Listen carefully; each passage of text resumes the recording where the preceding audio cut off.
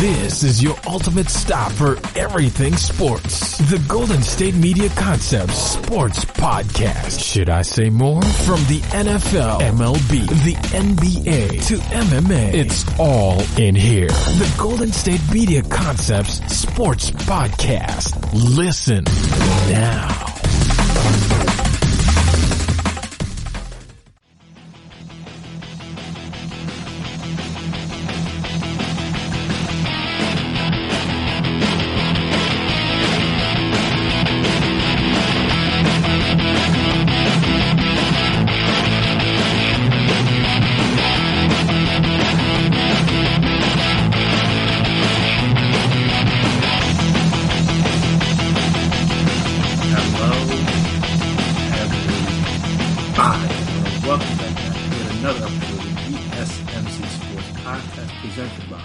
GSMC Podcast Network. My name is Chris Blades, and before I get started here today, I want to make sure I remind you guys, as always, if you haven't already, please subscribe to the podcast. Make sure you never miss an episode. Make sure you're always on top when we drop our latest stuff. Also, if you could please as well, give us a 5-star rating, write a nice review. It'd be very appreciated, very helpful. See if you guys like, what you guys dislike, the ways we can improve, all that fun stuff. And also, if you're on social media, we're on social media, so you can find us there. Twitter, Instagram, Facebook. We can talk, we can chat, we can debate, we can discuss, and unfortunately, this will be the last Sunday, I guess, we can discuss the Jordan documentary, The Last Dance, though ESPN is looking out. They're giving us, I think it's the first part of the Lance Armstrong doc next Sunday. Well, I mean, going from Michael Jordan to Lance Armstrong, a bit different, but again, it's better than nothing, so I know people will be tuned in, then they're doing... I know they're doing a Bruce Lee 30 for 30, if I'm correct. And then they're doing one on the Sammy Sosa, Mark McGwire home run race. I forget what year it was, but it was like the early 90s. But yeah. First off, I'm surprised that they hadn't done a Mark McGwire and Sammy Sosa one already. That seems kind of interesting. But yeah, just a couple more things to help us get through this stay-at-home order, this quarantine, all that stuff. But yeah, no, it's very appreciated from ESPN. Shout out to them. Like I said, tonight, recording this Sunday, when you guys hear this, it'll be Monday. So, Sunday night was the last 2 episodes of the Last Dance documentary. Kind of just wraps everything up once and for all. Obviously, if you've been watching up to if you watched the first 8 parts, which they were kind enough to replay before the new episodes tonight, so you guys had a chance to catch up if you hadn't. If you still haven't caught up, then if you don't want to hear anything, skip ahead a couple segments. But like I said, the Last Dance starts off with episode 9. This one kind of again always starts where it ends off in the previous episode, which was on the 98 conference finals against the Pacers. Because I know the end of the last episode was Reggie Miller talking about he thought oh my goodness, I have the chance to retire MJ, which he ended up doing anyway, but retiring him by beating him. Because as we discussed in the next segment, obviously Jordan took a lot of pride in being knocked off, and that's how he wanted to go out. Was he wanted to make sure if he was going to go out, then someone should have beaten him, as opposed to him just giving up the throne per se. But like I said, this started on the 98 conference finals. So that was the first part of the episode. There wasn't, obviously, now that we've got down to episode 9 and 10, where it's just the 97 finals, then the 98 conference finals and NBA finals. Not really a whole lot left to have to go back and forth on. Though we did get a little Steve Kerr in this episode, which we will discuss in a second. I know in this episode, Reggie Miller recounted the Black Jesus story, which I forget he told. I don't know if it was Jimmy Kimmel or Letterman or Jimmy Fallon or whatever, but it was a story. I think it was if I remember the story correctly, when he told on a late night show, because he kind of gave the spark notes if you're old enough, I guess, to remember what that was. Obviously or Cliff Notes. Obviously, I know more people refer to that, but the abbreviated version of the story. But if I remember correctly, the story was something I think it was I don't know if it was a preseason game or an early regular season game or something, but it was early in Reggie Miller's career. I think he might have been a rookie, and he had a great first half, at 31 in the first half or something. And MJ had basically did nothing. He was terrible, and Reggie Miller said something to him, And then he just like MJ kind of gave him that look, and then like the next half he came out. Reggie Miller only had 2, and MJ had like 31 or 33 or something. It was crazy. And then like after the fact, he told Reggie Miller never talk trash to Black Jesus, and I mean, or something. I don't know if that was the direct quote, but something along those lines. We basically just like don't talk trash to Black Jesus, and I was like, hey, I mean, he maybe at a point again, Black Jesus may be a little much, though. I mean, on the basketball court, many people.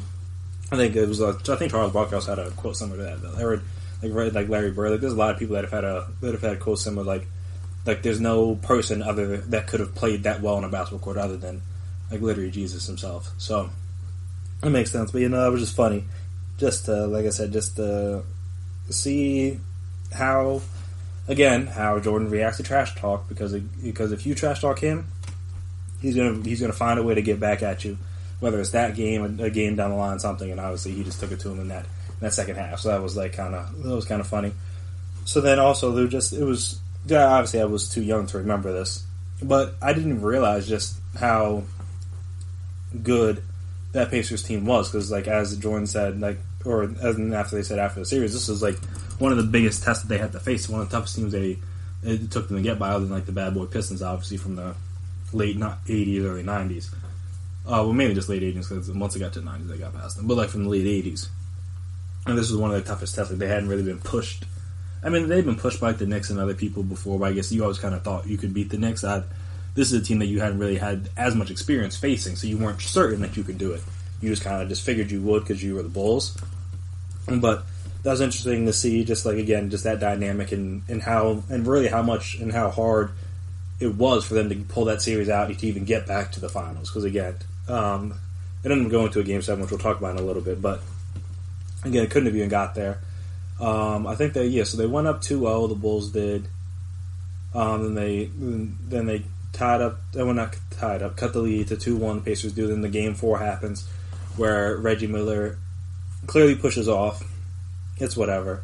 I don't know what the refs would have been looking at, because you're looking at Reggie Miller because you know he's going to get the ball. You're looking at MJ because you know he's probably going to have to defend him, and just somehow they don't see a clear 2-arm push, full extension, fully extended, whatever. Crazy that they didn't call it, but again, it's late in the game. It's in Indiana. Not going to say I would be willing to call that either, but it's just surprising that they didn't call, especially since it was on MJ. Gets a shot off, knocks down the 3, gives them a 2-point lead. At the time, this was after Scotty had a chance to put them up 3, the Bulls, at the free throw line, and bricked both, and both of them looked bad at the hand too. Like, you kind of knew. Sometimes when you shoot free throws, as a player, even just as a fan watching, you can tell, like, out the hand, like, nah, this doesn't look right. And when they were showing the replays of Scotty's shots, you could tell, like, yeah, no, neither of those was going in. It wasn't even going to be close. So then, Scotty had the chance. Unfortunately, was not able to come up big in that moment. Reggie Miller hit the 3. And then Jordan came down, and it was funny when they had the cutaway of Larry Bird. He just was very stoic and just didn't even react because he knew that there was still too much time left and Jordan was going to be able to get a shot off. And as he thought, Jordan did get the shot off, and it rimmed out. And they made him double clutch and everything, and still got off the backboard and kind of spun around and just knocked out. So they, even with all the heroics of Reggie Miller, they still was like very close to losing that game anyway, which is again why Larry Bird didn't react, because he knew what the guy on the other end of the floor was capable of. So we talk about that. Then we flashback to 97, talk about those finals, and obviously this was a very big Steve Kerr episode, just talking about I'll take that back. Well, first, before we get to Steve Kerr, first talking about, just again, another example of motivation was Karl Malone getting the 97 MVP, which, I mean, Jordan could have won MVP almost every year, really, after a certain point. I'm kind of like LeBron, where it's like, you just didn't give it to guys because, like, this guy had a good season, though. I believe you could argue that Jordan had a better season than Malone, which is, again, LeBron's had better seasons, arguably, than other people, and they haven't given him the MVP, for whatever reason. But that's enough motivation he needed to find a way to knock off Malone. And also there was the Brian Russell situation where, I think it was as a rookie, he was coming up to the when Brian Russell was a rookie, he was like, MJ was playing baseball at the time, he came by to say what's up to John Stockton and Malone, and Brian Russell was talking trash to him, talking about, oh, you were tired to get away from me because you knew I could defend you, blah, blah, blah, which is, bold of him. But I guess it kind of just shows the kind of person he was. He was willing, kind of like Reggie Miller, just not willing to back down to the greatness or the aura of MJ, which most other guys cower in fear of, understandably so. But it was just cool for him to just speak up, but then again, he also wasn't in the doc, because I mean, if I were him, I wouldn't be in the doc either. There's no reason to really talk about this. Shout out to John Stockton, though. He did talk, and he was willing to talk, but again, no Malone, no Brian Russell, no other person from the Jazz, really. To live through this moment again, because a lot of people from a lot of the teams that MJ beat, I could completely understand you not wanting to have to relive that past again. I guess you had that. This was a food game series, which we found out later was a food poisoning game, which doesn't sound nearly as fun, or it doesn't not as fun, because obviously having the flu or food poisoning or being hungover, whatever conspiracy theory you want to believe, is not fun. But at the same time, the food poisoning game doesn't sound as good as the flu game. Just from like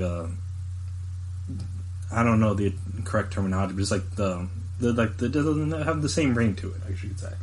But yeah, so apparently he was trying to order pizza late night because I think the director said he was on with Jalen and Jacoby, like the post show that they do every week about this, and he was saying that like everyone else had ate without him, so that's why he was out trying to get food so late, and they were off, and like they weren't downtown, they were off kind of on their own, I guess, probably not to get bothered. And MJ was trying to get some food, and like that's the only place that was open. But it seems like, my only thing with the food poisoning thing is that like I would think like his trainer or like his friend or someone, no one would order and tell them MJ was the one that was ordering the pizza. I guess, I mean, maybe they could have known, but I'm just like, that seems a little like, how would they know to mess with MJ's food? Like, when you really think about it, like, why would they know, like, all right, this food that we're about to deliver is MJ. We're going to mess with him so that he's sick and can't play the next day. That's the only thing that kind of pokes a little bit of holes in the story for me, just because I'm just like, how they know to poison the pizza or to tamper with the pizza. If they didn't, like, if Tim Grover orders pizza, I guess, you would know you were with MJ. But then you wouldn't know it was for MJ, so you were risking poisoning the trainer just because. Like, that doesn't make any sense to me. Now, again, I'm not going to call MJ or anybody in the doc a liar, but I'm saying to me that just seems I'm a little skeptical about that. But hey, that's what he said, and that's what these people said. It is what it is. But yeah, so you had the flu game in this game. You also had the mailman doesn't deliver, which they kind of skipped over, but there was a nice little article about that from game one. Carmelo was going up to shoot some big free throws. Pippen walks by. Who doesn't normally trash talk him? I guess him and Malone were cool. And he told him he whispered in his ear before he shot the free throws that the mailman doesn't deliver on Sundays, which I guess the game was on a Sunday. This was game one. And he missed both free throws, and then they showed the MJ game winner, but they didn't show the Marlon Mitch free throws or that part. So that was unfortunate for Scotty, because that was like a funny moment. But like I said, ESPN did a nice article, or like a oral history of it, I should say. So I would recommend reading that. Then also this was the Steve Kerr episode where they kind of talked about him and his transition, kind of taking over that Paxson role, and Paxson taking him under his wing in his first year with the Bulls. Then like all the backstory on his father, which I didn't really know about. I had heard some things, but I didn't know that's like his father had been killed in that way. That's definitely rough, especially when he's a freshman at college, to have that happen to any parent, obviously, or any family member, obviously, but definitely happen to your father. That's the rough thing to have to deal with. And hey, shout out to him for being able to persevere through that, because a lot of people would have just like packed it up and be like, all right, I'm done with basketball, I'm done with school, whatever, probably taking time off, whatever. And he kept through it. Then obviously, again, he has success later on in his career. So shout out to him and all that he's been through. But yeah, that was definitely tough and emotional to watch, just for his perspective. But then, kind of playing on that, it was kind of fulfilling for him, and for it to play out with the Game 6 where he hits the shot where Jordan tells him to be ready. He is ready. They double team him. Even though Jordan still doesn't look like he's going to pass, he ends up passing to him as Steve Kerr's like, he's literally running at him like, please pass him the ball, like I'm wide open. And he does. He knocks down the free throw line jumper. And then they win the finals. And then And then obviously they have he has the funny recounting about how they like the fake story about how Phil was going to call the play, and then they were like, nah. Jordan was like, nah, I don't think I can handle it, and then he had to come in and save the day again. Steve Kerr. So I mean, he's a funny guy. I always kind of knock him for not really having to do too much on the coaching tip. I mean, it's easy when you have a great team. Obviously, when he's been gone from the Warriors with his different health issues, like the Luke Walton and Mike Brown, different guys have had success. I was like, how good of a coach is he? But again, he's been around some of the greatest teams and greatest players of all time.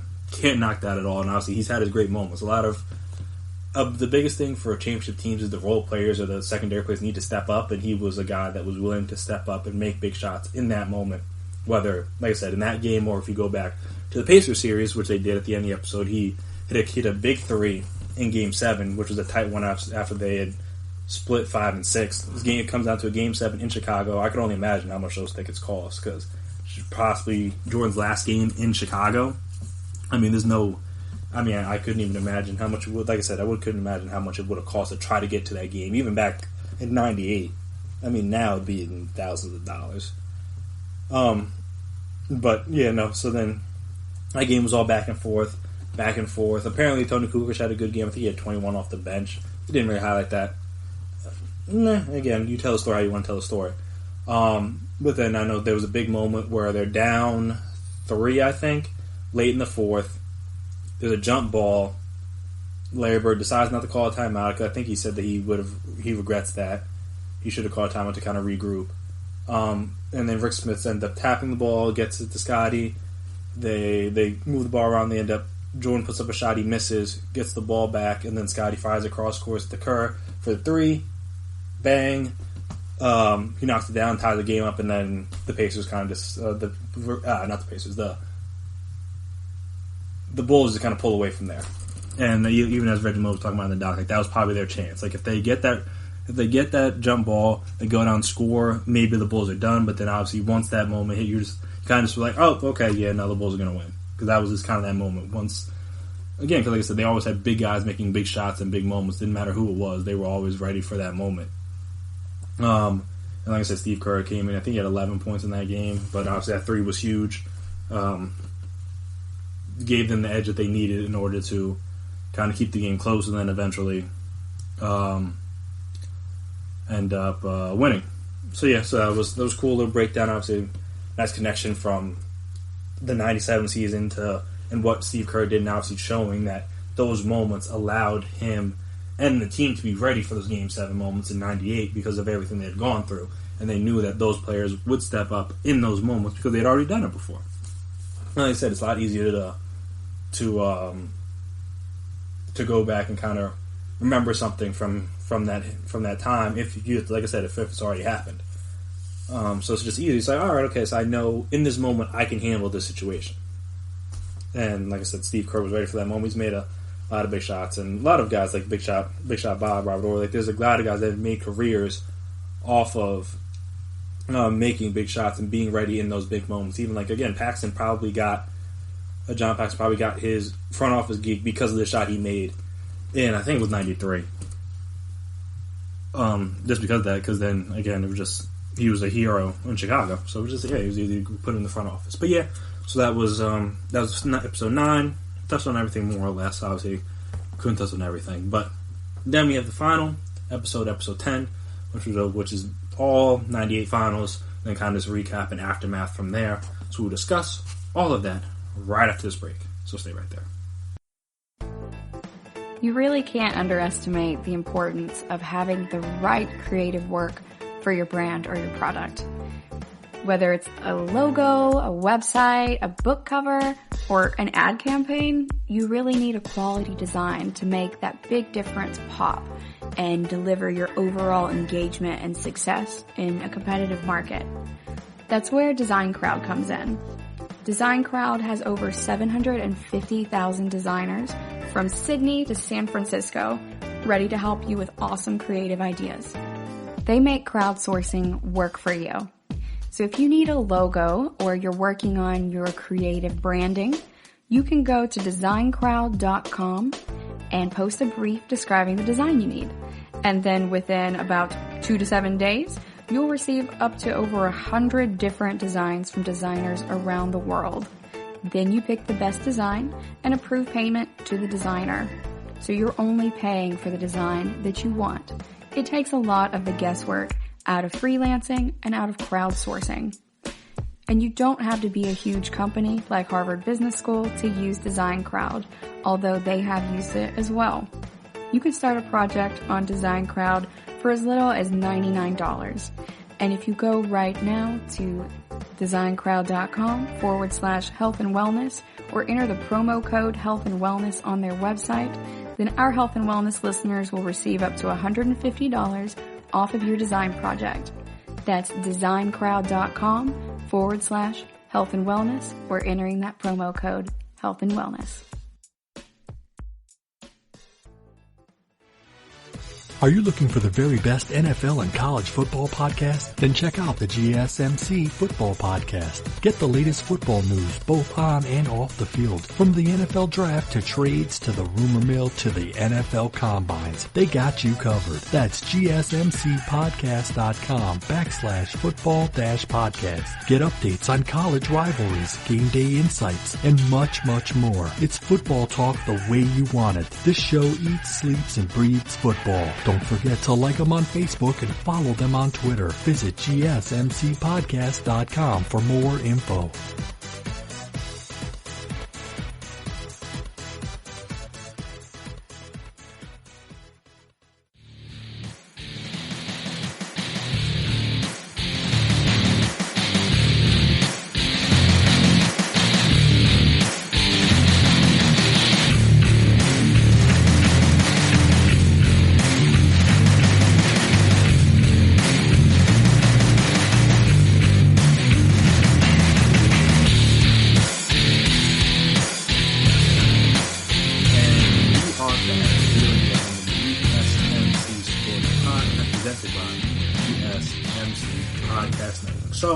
Episode 10, the official finale.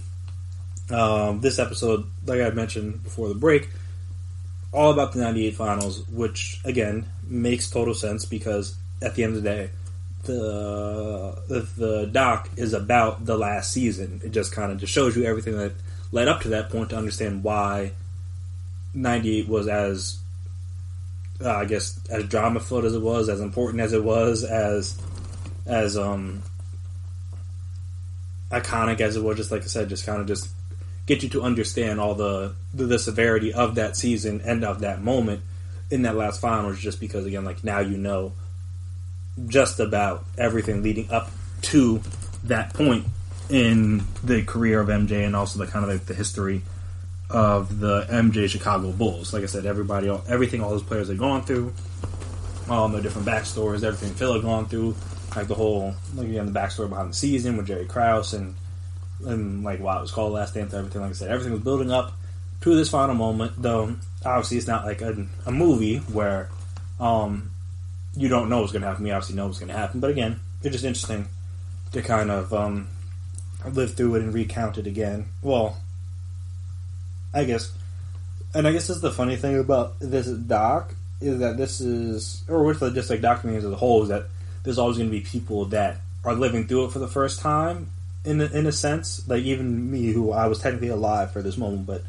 I was like 2 or 3 years old, I wasn't watching sports, like I have no memory of it.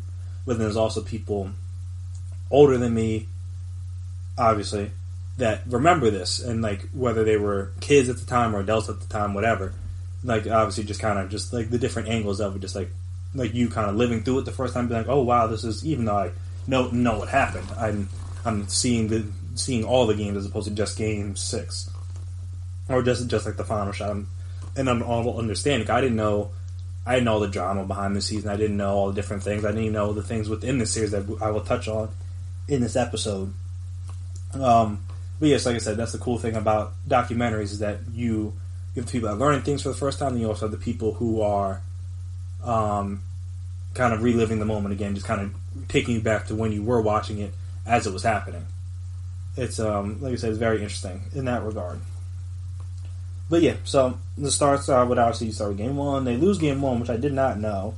This kind of makes it even worse for the Jazz. I think the Jazz had home court advantage, so it kind of makes sense, but it makes it worse for the Jazz that they lost 4 out of the next 5. Because again, you win game 1, you, in theory, should be in better shape to win the series, especially when you have a home court advantage. Because like I said, the Jazz then, since it only went to game 6, then lost 4 out of the next 5 games. Which, I mean, even for a team with the Bulls and with MJ, should be hard to do. And I think even with that, they ended up... Yeah, because no, the Bulls went up 3-1, so I think they lost 3 in a row. But yes, then you have that.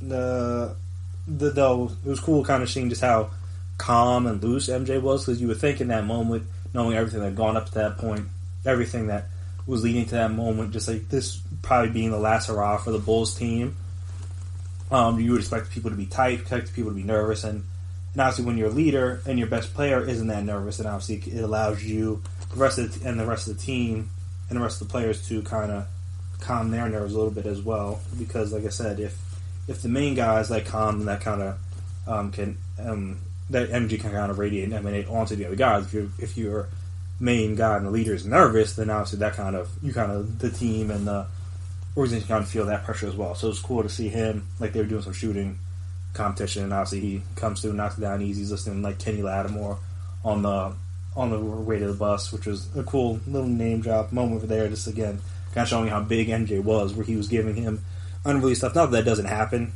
nowadays, but then I'm just like, it was like a CD, so you have to like it's not like I can just send you like a version of the song like that I recorded in like a studio session. It's like to your phone real quick. I actually have to mail you or physically give you this CD that I've put all these songs on so you can play them. It's a lot more complicated back then. So the fact that he was getting exclusives back in, what was it, 98, is pretty impressive. But yes, like I said, he's nice and loose. They lose game 1, then they come back, win game 2. I think they won game 3, and I think it was a game Jazz scored 54 points, which again should have told everyone right there that Jazz probably going to lose the series, just because again, it doesn't matter what day and age in basketball you are. Scoring 54 points in a finals game is embarrassing on all accounts. So it's unfortunate for the Jazz that happened. But at that point, you kind of be like, all right, the Jazz are probably going to win. Excuse me. Not that. The opposite of that. The Jazz are probably going to lose. I'm saying you can't score 54 points in a finals game and expect people to believe that you really have a shot. No matter, like I said, no matter how good the offense is, no matter how many you have 2 Hall of Fame players, you have a great coach, all that fun stuff, there's no way you could honestly believe that the Jazz are going to win after that moment. Then I think they win game 4, the Bulls do those a little bit tighter. But before that, you obviously have the last little Dennis Rodman moment, where he misses practice before game 4, which, to his defense, a little bit. Can't defend him skipping practice in the finals. That doesn't make any sense. But if you're a guy that like Dennis Rodman kind of just needs to be all in on something in order to focus on it, and you just beat a team, like I think it was like 96-54 something, you hold a team to 54 points, like there's no way you take them serious. So I'm saying in order to kind of just like, all right, we probably got this. I can like skip practice or whatever. It's not going to be a big deal. We'll be fine. Not to say that's exactly what he thought. I was going about living his life. Dennis Rodman probably had the... I think they already had a 30-30 on him, but just a 30-30 on his life in the 90s as a whole. They definitely did have a 30-30 on him, but just his life in the 90s, like all the extra stuff he did. Because even just the stuff in the stories that they've had on him in this doc are like wild, and that these are only like a couple stories here and there mixed in with all the MJ stuff. I can only imagine. But yeah, so he misses game 4, or the practice the day before game 4, to go be on like, I think it was WCW Nitro or something, just to hang out with NWO and Hulk Hogan. Just like openly missed a game with like Carmen Electra and like have Hulk Hogan talking about it on TV. It's funny, like no one knows where he is. It's just like, that's just very Dennis of him, and also very just like kind of just perfectly just encapsulates the drama that was around the Bulls, where just like Dennis is missing. It's in the middle of the finals. And everyone's like, all right, okay, yeah, whatever. Then he came back the next day, and it was just like, oh, okay, like it's no big deal. Like we'll be fine. And everyone knew Dennis was going to be fine. Everything was going to be fine. But just like, it's funny that that's, and again, that just kind of I could do a whole different segment on this, but shout out to Phil Jackson, because again, he's had to deal with a lot of different personalities and a lot of different player types and all that fun stuff throughout his career, and he's handled it all well. I guess he has 11 championships, having to deal with obviously 2 different three-peats with the Bulls, reining in Dennis Rodman to a degree, dealing with the Shaq and Kobe stuff, then obviously dealing with the post-Shaq stuff with the Lakers. And again, he's been around a lot of great players and had to deal with a lot of different types of personalities and different types of players. He's handled it all very well. So, shout out to him, because there's not that many coaches that could have been able to handle Dennis, as we saw when he went to the Spurs. It was a complete mess. So, the fact that he was able to get him back on track to a degree and channel his energy positively on the court just by allowing him to be him, because not that many coaches and not that many franchises will give a player, even as good as Dennis was at what they needed him to be good at, that much rope. Like I said, there's very few players that could leave, miss a practice before a finals game, go do some wrestling, and then come back and then play in the next game. Like that would never happen nowadays. It just wouldn't. No one would go for that. But a shout out to him. Also, it was funny when they were trying to. I think it was after Game 4, where obviously he had a good game, had some free throws to seal it off. Seal off the victory. And they were trying to escort. They were trying to sneak him out the back so that he didn't have to deal with all the media. Because again, I guess he just didn't have anything to say. Which again is very Dennis. They try to sneak him out the back, and then I guess somebody catches him, and they're all the media people are just chasing after him, trying to run him down with their cameras and their microphones and stuff. And he gets in the truck and runs and drives away. That was really funny. Just to see they were that pressed to get Dennis to say something. Which again, he wasn't really. I don't know what you wanted or needed from Dennis. I guess I understand the point of having to ask it, but I'm what is Dennis really going to tell you? It was all right, come on, guys. What are we? There's no need to have, I think they said it was 300 media members. Come on. Dennis is not going to talk to all these people. You knew that before you even had to hear, but it was just, it was just really funny to watch him follow him. Someone said that if you ever watched the show Maury, honestly, when they do, the DNA test stuff, and you're you're the father, you're not the father, people kind of I don't know if it's for show or this is actually how they react. They kind of just do this thing where they run away through the back of the the set, and their cameraman are always right on them. So someone said if the cameraman was more a cameraman, they would have been able to catch up to him, and they would have been able to track him down. But it was just like I said, that scene was just funny of watching guys kind of sprint through the arena to try to run up the stairs, try to catch up to Dennis, and I'm come on, guys, you're not catching up to him. He's an athlete. You guys are journalists. Not that it doesn't mean you can't be athletic, but hearing Dennis going on a Vegas binge and then coming back and laughing people in conditioning drills tells me everything I need to know about Dennis Rodman. And that is that these media people were never going to be able to catch up to him.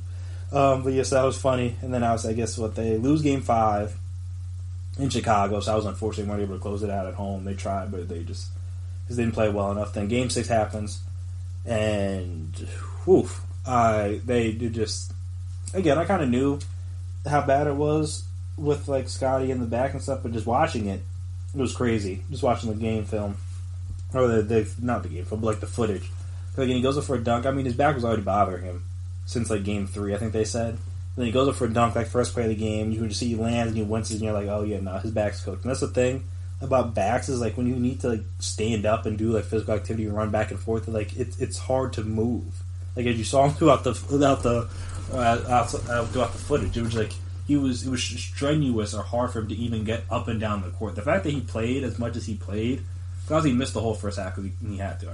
Come on, there's no way he could play. But the fact that he played as much as he did in the second half and was able to gut it out and able to do things to help the team win, is again, a lot of this doc was pointing, not a lot of it, but there were certain points in the doc that pointed out his low points, whether it was the migraine game or him, or the Game 7 moment where he didn't go in when Kukoc had the shot, or even, I'm trying to think if there was another moment, or even the missed free throws.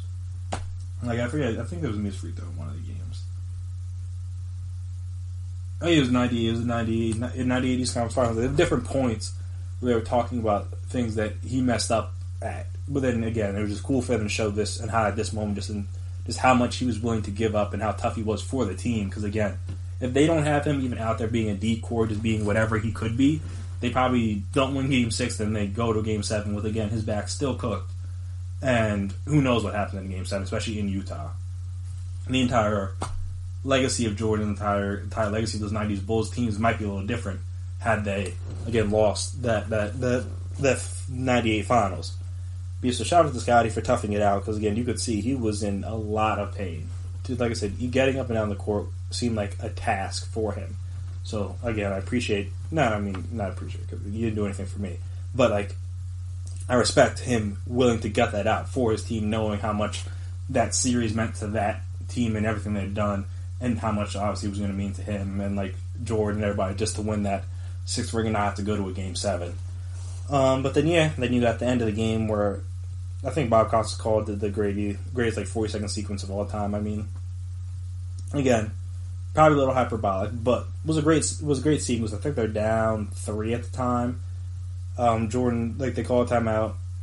I think it was Stockton hit the 3 to put them up, if I remember correctly. So Jordan comes down. He gets the inbound pass. They let him drive right. Don't know how that happens. He's able to get a layup. Then he comes down the other end, shoots the ball from Karl Malone, because for some reason John Stockton wasn't paying attention, because he just assumed, all right, Jordan's man's going to clear out. We're going to give it to Karl. Didn't wait for Jordan to clear out. He was able to strip it real quick. Comes down, and then it was just funny to watch or hear Dennis and Scotty recount the play, because they're all talking like Scotty was like, Scotty was like, what he was going through his mind is like, don't get anywhere near the ball. Like, don't even touch the ball. Don't be in a position to get a pass. Nothing. Like, just get out the way. And same thing with Dennis. You're just like, yeah, no, like, I needed to get as far away as possible, because he wasn't going to pass. And he was probably right. Like, you're just like, get out the way. No, run over a point. Even like, he was even starting to walk up the floor as Jordan's bringing the ball up. Because what am I going to do? Like, what's the point? But then that's the one thing I will comment on, is that as Jordan, because as Robin comes to the court, he kind of goes to the left corner. Why his man didn't, as Robin was going off, didn't immediately go to double and just left Russell out there on his own, beyond me, doesn't make any sense. There's no reason to let Jordan take that final shot. Even if you knew he was taking that shot, force him to pass the ball. Force him to pull a Steve Kerr moment from the last final. Show he can do it again. Because just leaving him one-on-one, you knew there was no chance he wasn't going to take that shot. And obviously you had the iconic photo of him, like, after he didn't really, and that's a fair point, we've always called it a push-off. But, like, once Russell's momentum was going, there was no way he was going to be able to stop in time. Which is very fair. Like, he was already going too fast, and Jordan had his hand on him. He as he's going, like, his arm moves as he's going to, like, obviously cross over. So, like, naturally it looks like he's going to push him. But, again, Russell was already going that way. There's no way he's going to be able to stop in time. So, I've always kind of been a hater on that shot. But, not a hater, per se, but just like a hater. Just like, oh, he pushed off. But I'm like, yeah, he really didn't push off. And then, obviously, like I said, the final moment of him leaving the arm up after the shot goes in was great. And they still had a shot at the end. Stockton was able to get a good, decent shot off. It just didn't go in. And bada bing, bada boom. Bulls pulled off. They win their 6th. Jordan wins his 6th. 6 for Scotty. 6 for Phil. 6 for Krause. Reinsdorf, all those guys. And then kind of comes the aftermath where you saw, like, I think that the final championship ceremony, it was like, the amount of people there was nuts. Which, again, makes sense because you thought it was probably going to be the last time you were ever going to see Jordan in one of these parades. Or one of these celebrations, whatever you want to call it. So you have to make sure you're there. And obviously it turned out that it was. It was interesting to hear Jerry and like see Jordan's reaction to Jerry Reinsdorf talking about kind of why they broke up, and also hearing Phil talk about like, hey, look, Jerry Reinsdorf, that is, came and offered him his job back. But then it would have just been weird because like the whole point of the season was the fact that they knew it was going to be it. And even like, I mean, Krause had told him before the season you can go 82-0, it doesn't matter. And again, this wasn't Krause that said that. Correct me if I'm wrong, but it was Reinsdorf that told him like, look, you can have your job back if you want it. And Phil was just like, no. Like I get why he wanted to move on. It had been a lot. They had gone through a lot. The season was a lot. All the drama, different things they had to go through to even get to that point to win it. It was like, this is probably a good send-off point, which I agree with, to a degree. Obviously, again, when you have Michael Jordan still near his peak, there's very few teams you would be afraid of, even if they had to try to bring Scotty back, because you would have to give him again paid. Maybe they trade him off. Who knows? Maybe not to the Rockets, but they maybe still trade him off. got to bring Steve Kerr back, got to bring most of the team back. Don't know what you do with Dennis, because again, he was a bit of a mess, but he was still kind of useful to the team when he's not like MIA. So yeah, it was just like it was interesting to hear them discuss, and also kind of Jordan, which was always his point, which is kind of the point of the doc, which is that like even going into that season, 97, 98 season, he was talking about like the whole reason why they wanted everyone to come back was because of the fact they wanted to have a chance to defend their throne. And that's the thing that apparently has and will continue to eat Jordan up, is the fact they weren't ever really knocked off. Like, he kind of feels like he left at his peak, which, I mean, you could say he did, or near his peak. I don't know if that this is 98, 98 might have been the best Jordan, though he said it was because he was more crafty and stuff like that. But it's physically that it wasn't the best Jordan. But again, it was still very good Jordan, and obviously good enough to win the finals. So it's a shame. I will give them that, because you would always prefer to lose, even like the Warriors. Like KD left after they lost, kind of thing. Like, you kind of want to be knocked off first before, and they would have won had Klay probably not gotten hurt, even with KD out. And then obviously, if KD's not hurt, then the Raptors probably have no chance. But yeah, you always kind of want to get knocked off your throne. You don't want to like kind of give it up. That's kind of how Jordan feels about how the Bulls did. So it's unfortunate for them, but again, all good things must come to an end at some point, and that includes the 90s Bulls. So overall, very good doc. In my opinion, probably one of the better, if not best, ESPN 30 for 30s that have been done so far. I was thinking about doing that for this episode, but I might say for another episode, ranking some of my favorites. So there's a thing about these 30 for 30s is like very few of them have been like downright bad. So it's like, and they've done so many of them, it's hard to pick and choose. I know, like I said, this Jordan one's near the top, the OJ one's near the top, but then like I said, there's been a lot of great ones over the years. So it would be hard to pick a top 5, even a top 10. This kind of just depends on what you like, really. Because again, if you like sports, then none of these are bad per se. Even some of the random ones that normally people wouldn't care about, this, like, all of them are very interesting, and they're done very well, obviously. So it's just hard to pick. But yeah, overall, great doc. If you haven't watched it, would recommend. If you haven't caught up yet, like I said, catch up before you hear me talk about it if you don't want to have things spoiled. Though, in fairness, this all happened in the 90s, so it's not like I'm telling you new information. It's like a TV show where you don't know what's going to happen. Like, you already know how this ends. Just, again, you're just kind of just hearing how they portrayed it. So yeah, like I said, I would highly recommend that doc. But after this next break, we're going to come back and switch gears a little bit to the NFL, because there's a potential rule change they're thinking of implementing to try to get more a wider variety of coaches hired. And we'll discuss like what that means and like what the parameters of being, why I think it's a bad idea, all that stuff. Right after this break. So stay right there. You really can't underestimate the importance of having the right creative work for your brand or your product. Whether it's a logo, a website, a book cover, or an ad campaign, you really need a quality design to make that big difference pop and deliver your overall engagement and success in a competitive market. That's where Design Crowd comes in. Design Crowd has over 750,000 designers from Sydney to San Francisco ready to help you with awesome creative ideas. They make crowdsourcing work for you. So if you need a logo or you're working on your creative branding, you can go to designcrowd.com and post a brief describing the design you need. And then within about 2 to 7 days, you'll receive up to over 100 different designs from designers around the world. Then you pick the best design and approve payment to the designer. So you're only paying for the design that you want. It takes a lot of the guesswork out of freelancing and out of crowdsourcing. And you don't have to be a huge company like Harvard Business School to use Design Crowd, although they have used it as well. You can start a project on Design Crowd for as little as $99. And if you go right now to designcrowd.com/health and wellness or enter the promo code health and wellness on their website, then our health and wellness listeners will receive up to $150 off of your design project. That's designcrowd.com/health and wellness or entering that promo code health and wellness.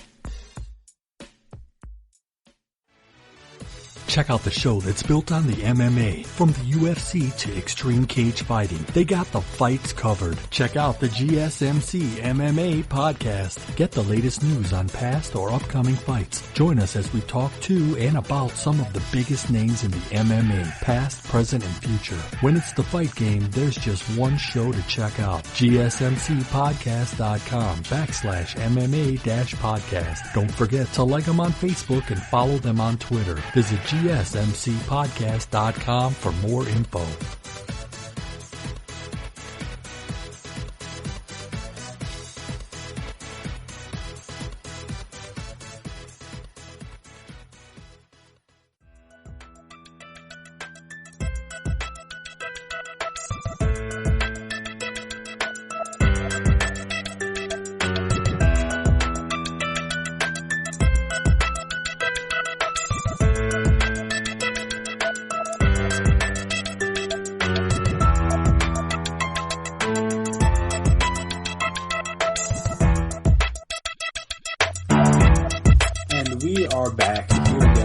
GSMC Sports Podcast presented by GSMC Podcast Network. So the NFL is trying to come with a new way or new proposal to try to get more minority coaches hired.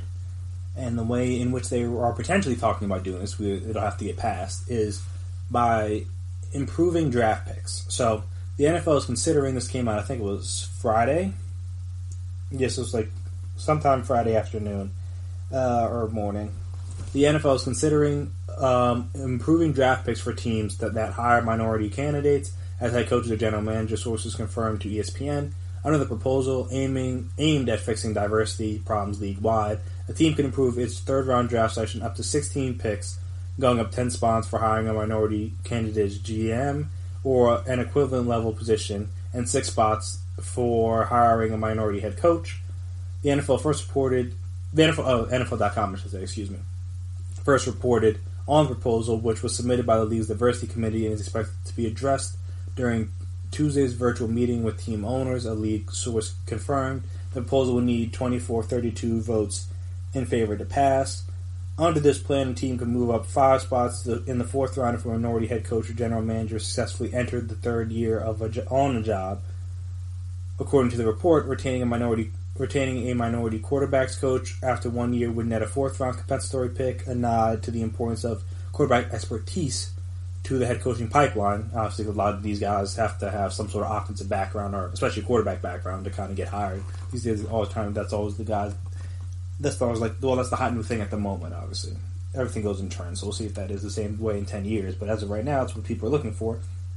Conversely, losing minority candidates to other teams would earn draft capital, a 3rd round compensatory pick for a minority candidate leaving to become a head coach or GM, and a 5th round compensatory pick to the former team for a coordinator hire.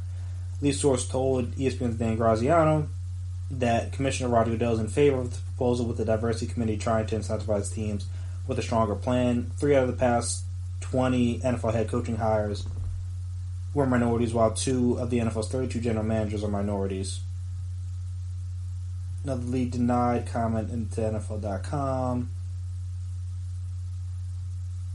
Among other diversity-related items being proposed Tuesday, another one was removing a rule that allows teams to block assistant head coaches from interviewing for other teams' coordinator positions, requiring multiple interviews of minority candidates for head coaching positions, and expanding the Rooney Rule to include coordinator positions. Obviously, the Rooney Rule requires every team to interview one qualified minority candidate for a head coaching job. But owners have final say over the decisions, and during the last coaching cycle, only Ron Rivera in Washington was hired as a minority candidate. So yeah, like I said, this is all from ESPN. You can read that's basically the main gist of the article. But, so the issue with it, in my opinion, is that if this does pass, then it says 2 things. One, it's the NFL owners acknowledging that they don't hire enough, at least in my opinion, they don't hire enough minority coaches and minority GMs, which, I mean, there's no need to prove that, like, that's just factual. And then 2, it just kind of shows that the only way you could do that is to incentivize them. And even, like I said, we'll go from the 3rd or 4th round, or, like a 5th round pick or whatever, is not really, I think, high enough to really, like, change anything. per se, because I'm just like, if you turn this down, like I said, if you pass this, then you're saying like, yes, we don't hire enough black coaches, and the only way we're going to, or minorities, like black and Hispanic, and the only way we're going to do is if you give us an extra something for it, and then if you, like I said, and then if you turn it down, you're back at square one. But really, this isn't my only saying, but the biggest issue with the reason why there aren't enough head coaching hires is just because there aren't that, or just there aren't that many black coaches, period, head coach, GM, whatever. There's not that many minorities involved in the NFL outside the players in totality. There's not that many minority owners. If there is, I don't even know if there is a minority owner. I don't want to say there isn't, but like I don't know off the top of my head of all 32 owners if one is a minority. I don't think there is, but I could be wrong about that. Like I said, there's only a couple coaches, only a couple GMs, only a couple position coaches, and a majority of them are down in Tampa with Bruce Arians. But yeah, it's just like the issue is that like there's no like real pipeline for these guys to get in, because a lot of head coaches nowadays, whether like their dad was a coach, or their dad like worked in the front office, or their dad had something, or their dad was like friends with someone, blah blah blah, and then like they can get like an intern position, or like some sort of like low level position within an organization, and like a quality control coach or something like that, and then like it allows them to work their way up. Or whether it's like, again, whether it's with them as the dad of the dad's the head coach, and they can get on the team with him, or like they're friends with the head coach, they can get on the team that way. Like I said, there aren't that many guys that they're willing to do that for. In general, like I said, even with this, there's still no like pipeline. Like there are qualified guys, but there aren't that many of them. That's really the biggest issue, and this doesn't really solve that issue. It's alright, like okay, you get a little incentive for hiring a minority coach, which is cool, but then even still, there aren't that many of them around. Like the pickings are slim. It's really just like I said, you got a couple in Tampa, you got the offensive coordinator with the Chiefs, I think you got wherever, I forget where Steve Wilkes, the defensive coordinator, at.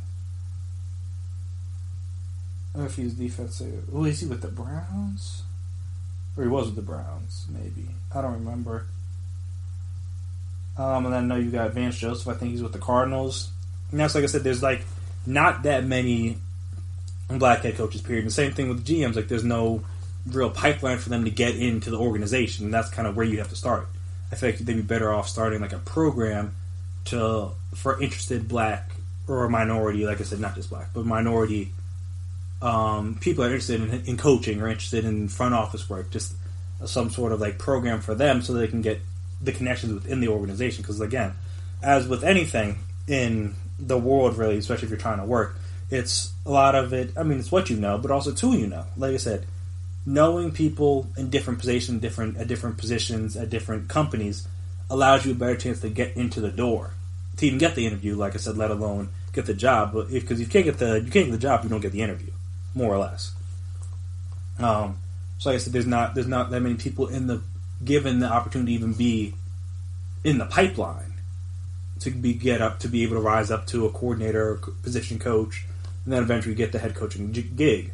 Like, there aren't that many people that have that opportunity. Like I said, like the Kyle Shanahans of the world, there aren't many of those that exist within black coaches, because one, there aren't that many black coaches, and then two, very few, if they are one, very few of them then have a son that's interested in coaching. Like, if that makes sense. Like, how many black coaches have been able to add their son to their coaching staff in some way, or like a family friend or something in some way? Like, it just doesn't happen. Like I said, that's the biggest. That's a bigger issue than just like them not being hired. Is there aren't that many to choose from as a whole. Not that the guys aren't qualified, I should say. But like I said, there's just not that many to choose from. And I said, I think that's almost, in my opinion, that's a bigger issue than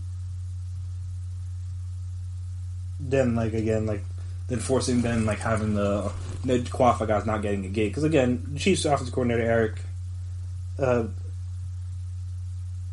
what's his last? Someone would be. I don't want to pronounce his name wrong. Eric Bieniemy, that's what it was. Eric Bieniemy, like, again, he's had one of the best offenses, not the best offense the last 2 years. Has the best quarterback in the NFL. Again, has Andy Reid, so it's not all him. But he's quarterback, like any other coach that's quarterback that good, coach the quarterback that good and had the offense that good, it gets hired off somewhere. And it's just crazy that he hasn't been a guy. But then, like I said, there aren't even that many, outside of him, there aren't really that many other guys to choose from, especially on the offense side of the ball, that are given that kind of chance. I mean, shout out to Andy Reid for giving guys a chance. I know, like I said, Bruce Arians is giving guys a chance. He has Byron Leftwich down there with him in Tampa. But yeah, that's the biggest thing. There aren't that many guys in the pipeline to even get interviewed for head coaching jobs. There aren't that many guys that the coordinators or the position coaches or whoever, and if they are position coaches, they're like running back or like defensive line or something, or D-back or something like that, where those aren't always the guys that get those head coaching gigs or get those coordinator positions. Like, again, especially now, most guys are looking for a head coach with a quarterback background or offensive background. And again, how many black offensive coordinators or quarterbacks coaches are there out there? The pickings are very slim. So same with that, the people that are getting chosen for these positions is slim. And there's like, even with an incentive, it's not really like, what's going to change? Like you really think teams are going to switch up for a 10 position higher third round pick? That's going to be that would have got Eric Bieniemy hired this offseason? Like, no, of course not. And like I said, there's no win here for the NFL from this proposal. Again, it sounds good in paper. Like you want more minority coaches. Like, I get that. But again, if they pass this, then you're literally acknowledging that we don't hire black or minority coaches. I keep saying black, but minority coaches, and we really, literally, will only do so if incentivized to do it. What does that say about the owners? And also, if you don't do anything, then you're just kind of saying, like, no, we think we're doing a good enough job, and, like, these non-minority coaches are just the better hires, which, I mean, maybe they are, maybe they aren't. But yeah, so then again, even with that, I think another big thing they need to give the black coaches a little bit more rope, because I know Steve Wilkes with Cardinals was fired after 1 year, and I'm just like, what could you possibly know about the head coach after 1 year, unless he was, like, absolutely terrible? Like, Hugh Jackson getting fired, alright, I get that. Like, they were a mess. Marvin Lewis was there for years and years in Cincinnati, didn't win anything. Was I complaining? Not really. Was I shocked? Yes, but I wasn't really complaining, because again, not that many people get that sort of rope. And I think that's when we know black coaches well made. Not when they get hired, again, not just black minority. Coaches well made it. Not when they get hired, but when they can have the rope to be average for years and still keep their job. Or get hired at another job. Like, I'm trying to think, like, who's a guy that just keeps getting... Even Ron Rivera, to a degree. The fact that he's had a lot of shaky seasons with Cam at the quarterback, and they were just hired to Washington easy. But who's a guy that's kind of bounced around a little bit? Dag, I can't... Man, I can't think of anybody... But I mean, even just take a guy like Pat Shermer, for example. This wasn't going to be my example when I first thought of it. But like, the very few coaches or black coaches that have been bad in their first stop with Cleveland would have gotten another chance to be a head coach, like he was with New York. Like I said, and once that's happening for minorities, that's when they know they made. Not when you have a few of them. Just because again, there's like 4 now. A couple of them are on the hot seat. Like Mike Tom's on the hot seat. Anthony Lynn was on the hot seat. I mean, Brian Flores was good. And like I said, we don't know about Ron Rivera. But like, people were trying to get Mike Tomlin out of there. He's won a Super Bowl, trying to get him out of there. Anthony Lynn, they were trying to run him out of there too. He was able to buy himself another season. But it's just that, like, it's crazy that in a league where a majority of the players are a certain ethnicity, that there aren't coaches of that ethnicity all over. Again, not to say that they need to make up 90% of the coaches in the league or whatever, but it's like the fact there aren't more of them, especially in the leadership positions where there's head coach or GM, is like pretty shocking. I mean, I guess basketball's like only a little bit better. It's not like there's that many more minority. I mean, there's more minority coaches, but it's not like there's still not like a 50-50 split. Like again, Ty Lue has won an NBA championship and had to go back to the bench in order to possibly get another head coaching gig with the Nets potentially, while other coaches would just get fired, get picked right back up, get fired, pick right back up, get fired, pick right back up. Like Tibbs is flamed out in a couple different places. His name always pops back up, even though he still is having trouble connecting with young guys. It was another guy. Luke Walton was bad with the Lakers, got hired with the Kings almost immediately. They just like being mediocre, and I mean that's just like society and that's life. But like being mediocre and white doesn't really affect you. Being mediocre and a minority in any field is like a death sentence. Because you don't have a chance to stick around and continue to be mediocre. If you're mediocre, you're kicked out. As a good post, like I said, when you're mediocre and not a minority, you can be a head coach or a quarterback or whatever for like a while. And like no one's like, it is what it is. So yeah, it's unfortunate. Like I said, I respect the NFL for trying to do something, but this is not it.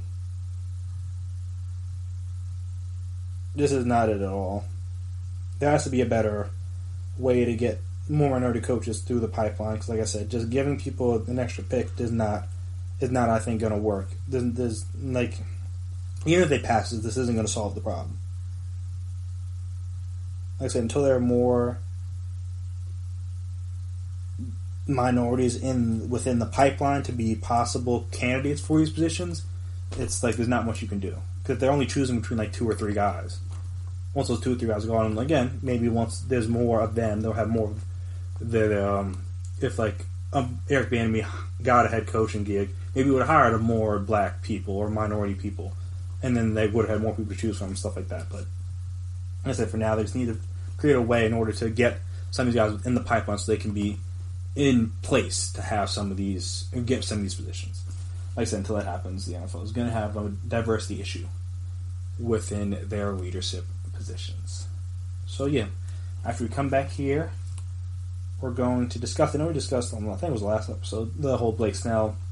I've been touched on Bryce Harper a little bit, but now over the weekend he put out his proposal for what an MLB season could look like this year. So we'll talk about what his plans or thoughts were, how it may work, how it may not work, all that stuff. So stay right there. We'll be right back.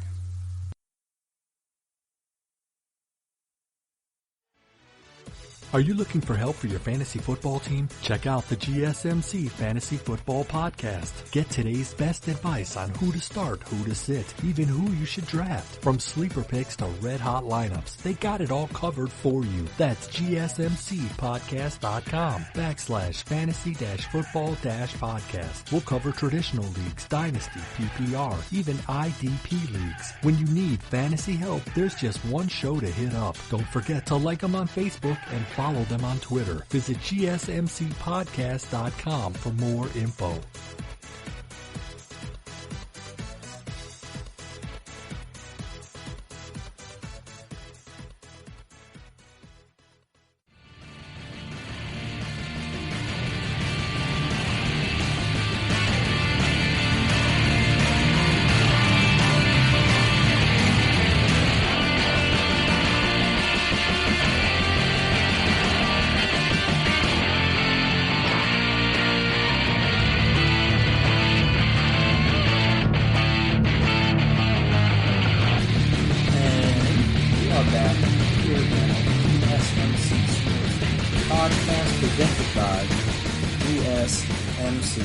Podcast Network. So, I believe, yes, Bryce Harper put this out over his Instagram, which, I mean, shout out to him for doing this, because he didn't have to do this. But he kind of broke down how he thought a season could play out, I guess if it were up to him. So like I said, we're going to talk through it and kind of just discuss like the parameters and like how it would work and if I think it would be feasible, all that fun stuff. So this is on Instagram, so you can view it there. It has a lot of comments. But yeah, so then he's like, so beyond health and safety, which comes first for all players, staff, workers, fans, and families, just an idea of I've been thinking about. They could do it. The best season would go like East and West. like how they do in NBA, kind of like instead of, I mean, they're kind of already doing that when we talked about like the 3 different divisions. You kind of just play teams within your own division. So maybe they could keep it that way, but just, like I said, do it. It's kind of, because I guess they kind of do it more like NFL, where like they have 2 different conferences and like you have East and West teams in your own conferences. Even though I think the NFL might do a segment on that, the way I would realign the NFL, because I think it can be better done. Though it gets a little tricky when you get to the Midwest.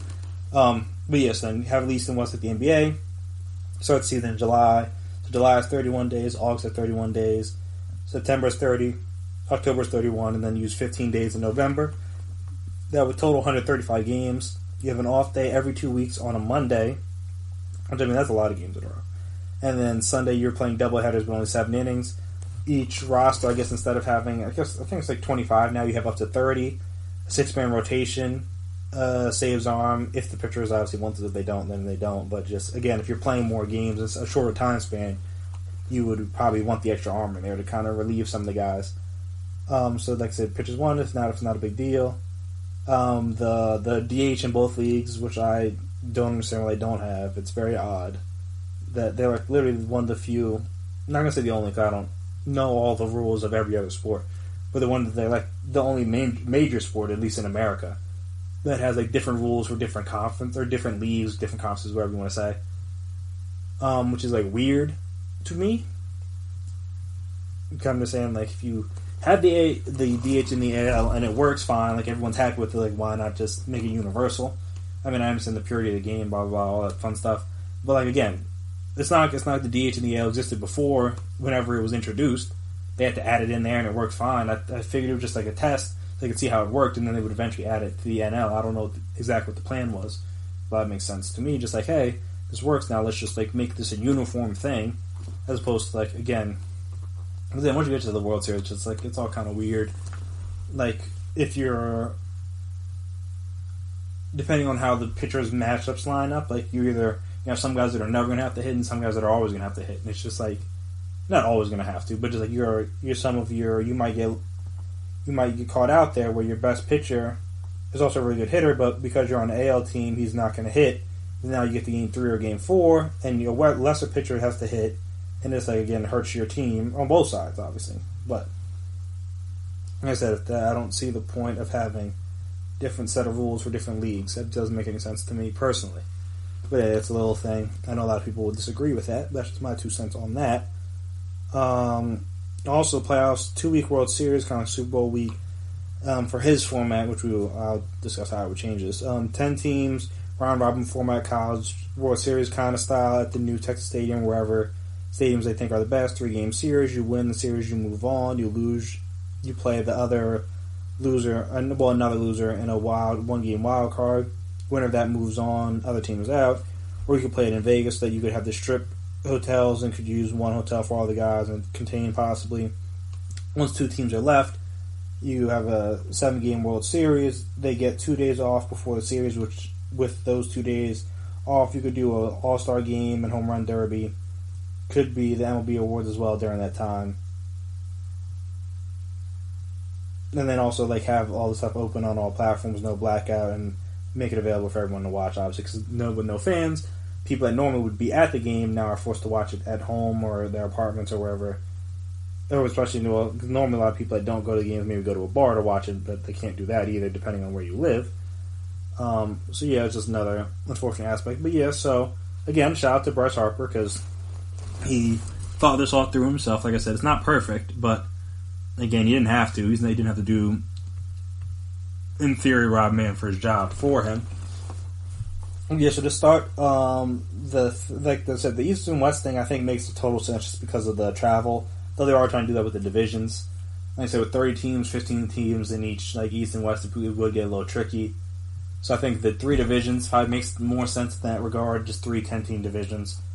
Have you played majority of your games against those teams?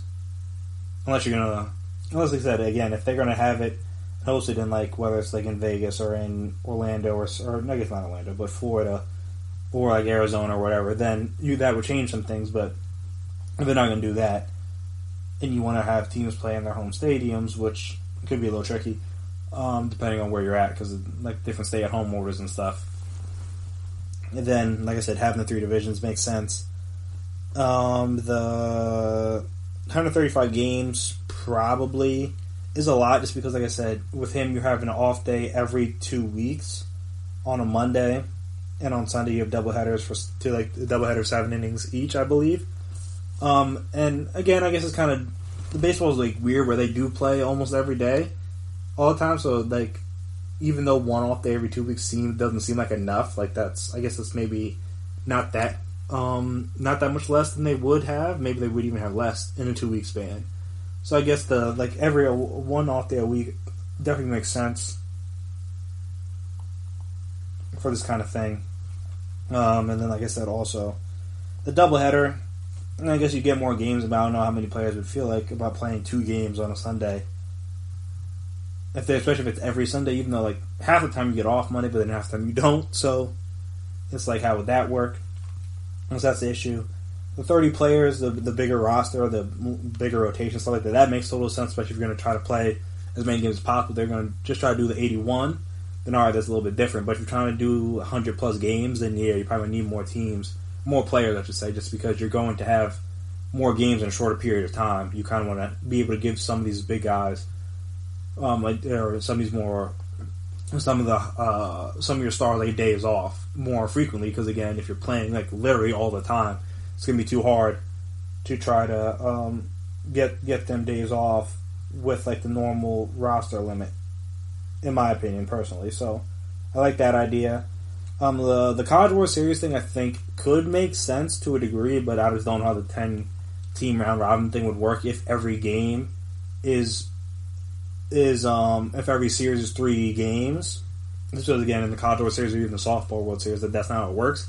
It's like you have 8 teams that you play, then you have a winner's bracket and a loser's bracket from there. If you're going to have everything go 3 games, like, then in theory, alright, you have, if no one gets a bye, then you have 5 series, there's a winner, then you have an odd number of teams that have lost. Now, if there's 5, then they need to play each other.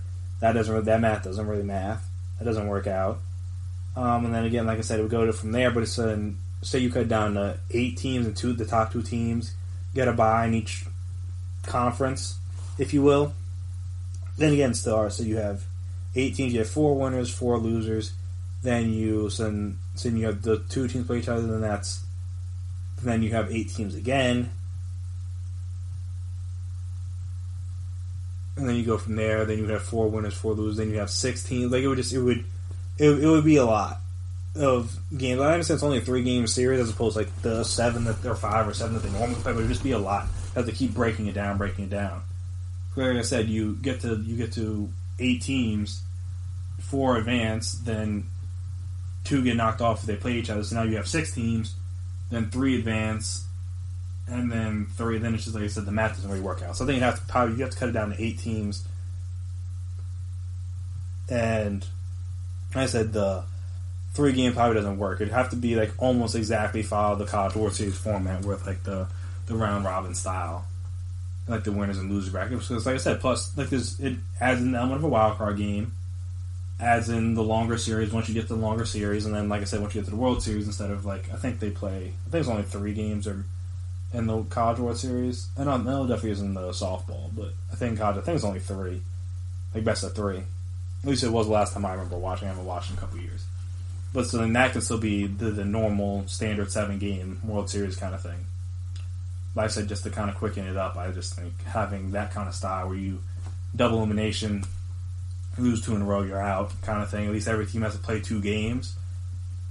So if you lose 2, you're out. If not, then you keep playing until you end up getting eliminated. I think that would just be more interesting. Maybe if you get down to once you get down to the Final 4.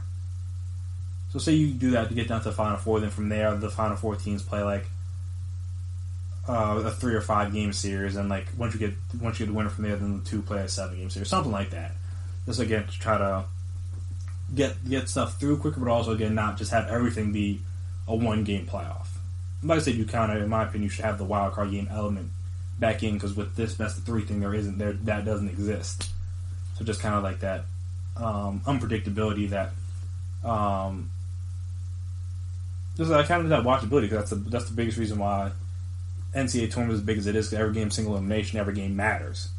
So if you make the games matter more, and then there's more like I said, unpredictability. There's more variables that are in play, and it makes it more interesting and more intriguing. If you don't, like I said, 7-game series, even 5-game series, generally speaking, the better team at that time wins 9 times out of 10. Just again, over the course of time, the better team has more chances to beat the lesser team, and then that should even out. But then it doesn't always happen, because I mean, people could argue the Nationals weren't the best team in the MLB last year, even though they got hot at the right time. But even the Dodgers were better than them. They could have lost to the Brewers in the wild card game.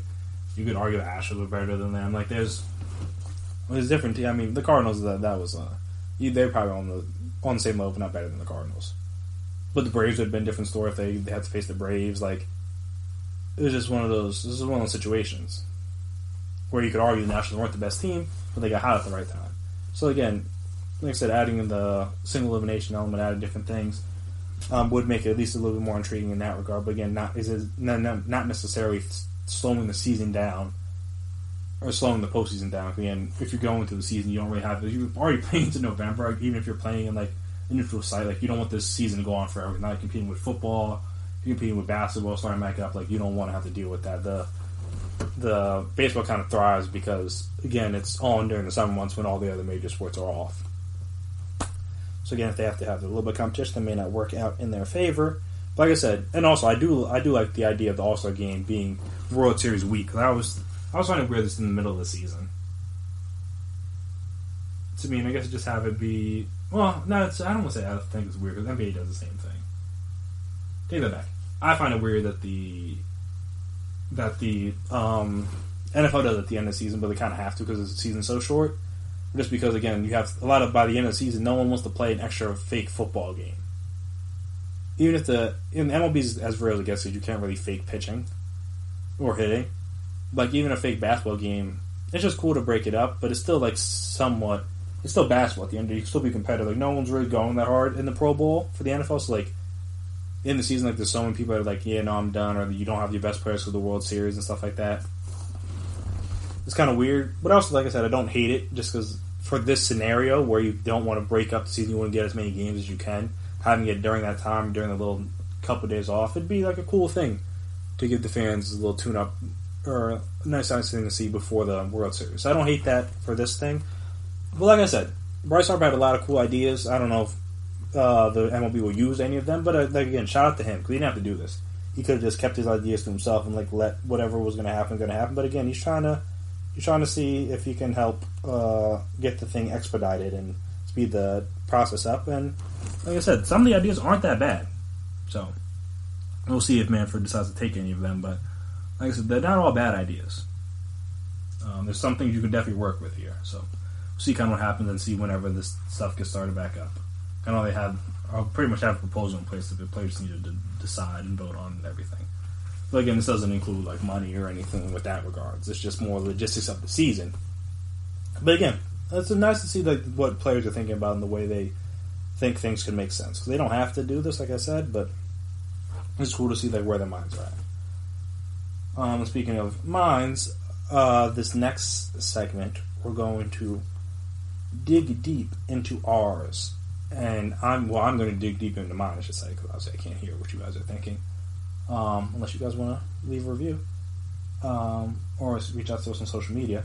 And like I said, I'm going to discuss some of my hottest takes in terms of the sports as a whole. I know someone tweeted about this, and it kind of got me thinking of some of my hot sports takes, and I feel like I got a couple for you guys. So I'm going to lay them on you, see how hot you guys think they are. So we'll discuss those right after this break. Stay right there.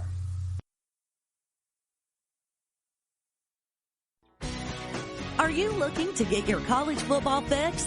Looking to get the latest news on your favorite school's team? The GSMC College Football Podcast is your ticket to all things college football. Join us as we talk college football from the national championship, the college rivalries, the bowl game, to the Heisman Trophy. To which conference is the best? we've got you covered for the Big Ten, SEC, Big 12, the Pac-12, ACC, and everything in between. Download the GSMC College Football Podcast on iTunes, Stitcher, SoundCloud, Google Play, or anywhere you find podcasts. Just type GSMC in the search bar.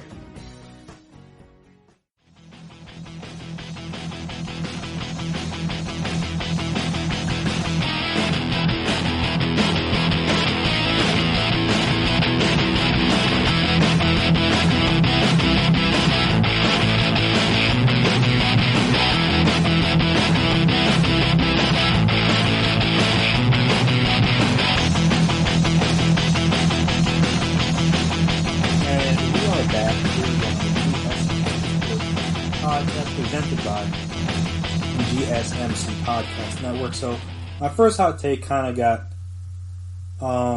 it was always just the way I've always felt, but it really got me thinking again once like that ESPN ranking was released on like the greatest NBA players of all time. And then obviously, though I didn't talk about this because we talked about I think up until 11, and then the final in the top 10 I should say, they ended up having Bill Russell at 4, which absurd, but that's whatever. And then again, this kind of got me thinking again. Though originally this was from somebody tweet, and that's where I thought about this one again. 'Cause I've had this take for a while, but it is, in my opinion, feel how you feel. My personal opinion that if your highlights are in black and white, and this is not just basketball, this is not just football, it's not just baseball, every sport. If your highlights are in black and white, then you should be excluded from whenever we have the greatest individual player. Now, and preface this by saying, like, obviously I know like guys like Bill Russell, won 11 rings, those early Yankees team there won a lot of championships and stuff like that. So I don't want to discount their careers and say like their careers don't exist. That's not true. I'm saying we're talking about the GOATs of individual. You can call Bill Russell like the greatest winner, and that's what one of the greatest winners in all sports. Really, you can call him a great winner because obviously he has the championships. You can't deny that. But when you're talking about an individual player, then I feel like if your highlights are in black and white, you can't talk to me. And I'm going to give you a couple reasons. So, like I said, one, for starters, the competition is not as good.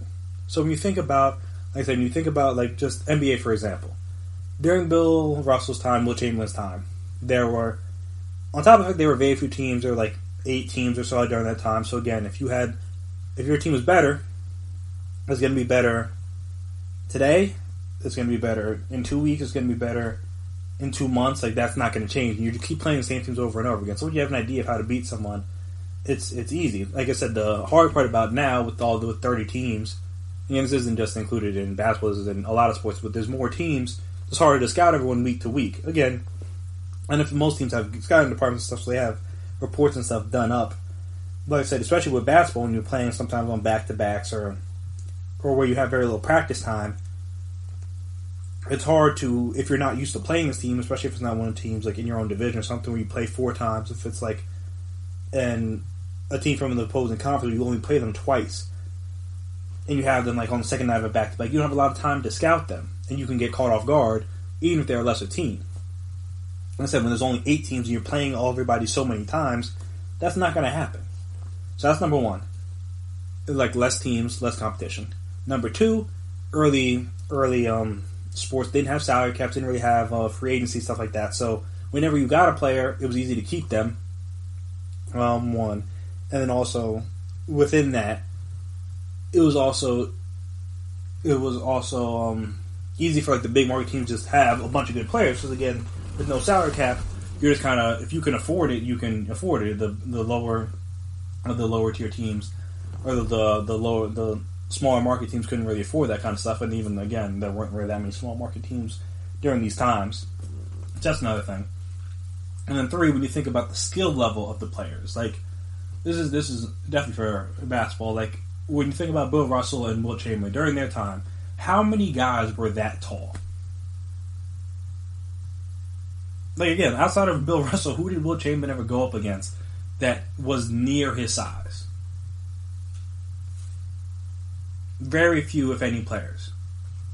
So again, you look at the NBA now, 7-foot people can like dribble and like handle the ball as like point guard and stuff like that. Like they bring the ball up the court now. They're not just like post players. They can shoot 3-pointers. Like you look at Kevin Durant, he's a guy that's listed at 6'10", probably closer to 7 feet. No one really knows. He can shoot from like 35 with ease, like it's nothing. And this used to be a thing that only guards could really do. 6'10", 7-foot guys that big weren't doing that back in the day. And like I said, even with that, even going against him, there's still guys that are his size and bigger that can guard. I mean, guard's a strong word, but they can at least try to guard him. There's other people that size out there. A lot of other people. I mean, a lot's, again, another strong word, but there's more than enough. Back then, there weren't that many people. And same thing when you talk about baseball. Like, how many guys... I mean, it's hard to know, but how many guys were consistently throwing well into the hundreds on every pitch back in the 20s, 30s, 40s? How many guys had change-ups and curveballs and sliders and slurves and knuckle curves and knuckleballs and splitters, things like that? Screwballs. Like, how many people had all those pitches? And maybe outside of like the screwball, like all those pitches exist in this day and age. Most pitchers have 4 to 5 pitches that they throw. And again, a lot of them are throwing well into the upper 90s, if not faster, depending on who it is. But like I said, the way genetics and evolution happens, like people get bigger, stronger, faster, and like technology's better. So then like you can train better, things like that. So like I said, going back to those times, it's hard. Again, obviously, like a lot of people say, like Babe Ruth is, and again, not to discredit Babe Ruth, again, he had seasons where he hit more home runs than whole teams by himself. So that happened. But when you look at some of his stats, like how many guys was he facing that was consistently throwing 100? How many guys was he facing where he wasn't facing the same pitcher over and over? Because you look at now, there's like the same batter might face 4 different pitchers in a game.